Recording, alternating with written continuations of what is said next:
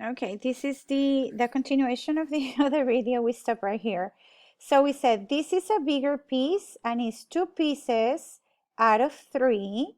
And then these are 2 pieces out of 4. But I know this one is bigger. So I can do that. Okay, the bigger opening goes to the bigger number. Let's see. 2/4 is bigger than 2/3. No. Let's see. 2/4 is bigger or greater than 2/3. Look at this one. 2/4 is the same as 2/3. No, they're not. I found my answer. 2/4 is less than 2/3 because fourths are smaller than thirds.